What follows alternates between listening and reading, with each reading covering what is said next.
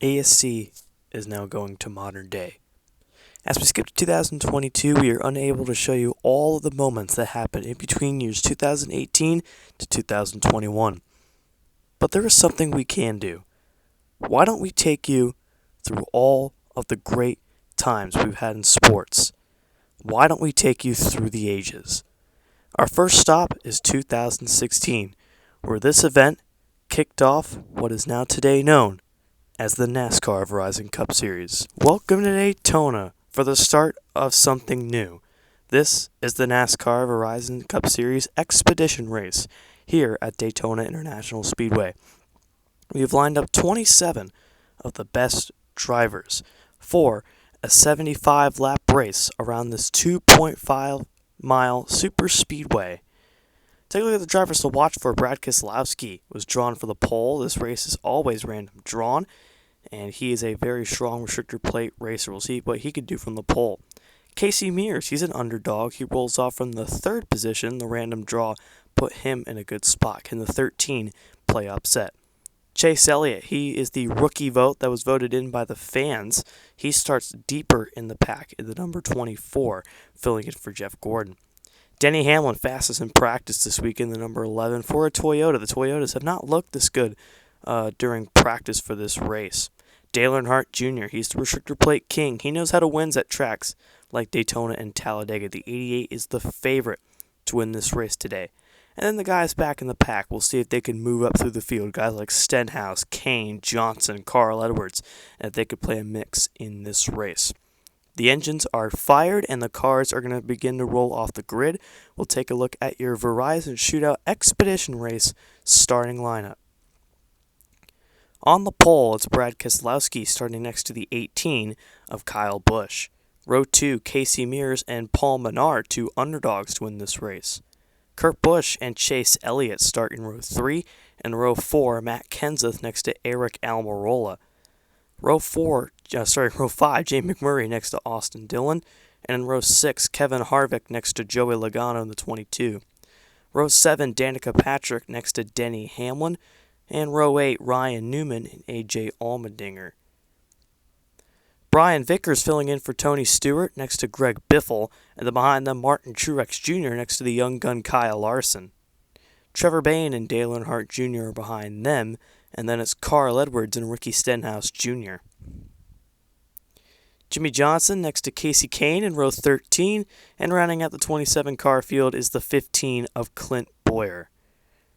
Lowe's race facts: 75 laps, competition caution lap 25, pit window 40 to 44 laps, 65 degrees, a chilly night here in Daytona, and it's the first ever race for the NASCAR Verizon Cup Series. Green flag, we are racing in Daytona.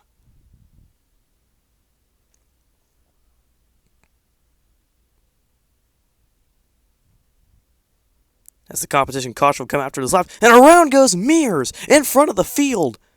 And a big crash in turn number 1. We almost got to the competition period completely calm, and then trouble happens. Casey Mears and Paul Menard, a hard hit to the outside wall for Casey Mears. Thank goodness he is okay. Joey Logano and Denny Hamlin are on pit road as they were involved in this crash, and Chase Elliott is pulling it to the garage area. The rookie will not finish this race. Looks like Casey Mears tried to come down in front of Kevin Harvick, and then he comes back up in front of the field, collects Menard, Elliott, and Danica Patrick, and then it looks like the contact from the 13 spins the 22, and the 11 just drives right over Joey Logano. Heavy damage to the front end of the 11 machine, but he will be able to continue, as those 4 on the outside wall will not. Of Mears, Menard, Elliott, and Patrick. Clean up from Daytona. We'll be right back.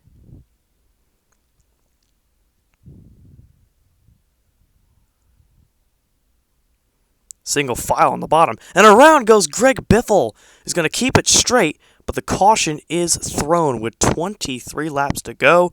Another long run there for these guys, but now a caution. Hard to tell, but it looks like Biffle might have clipped the apron and his car gone around, or did he get help? Right there, his car comes off the yellow line, and Martin Truex, who was just pushing him through turn 4, hooked him in the left rear. Biffle didn't hit anything, and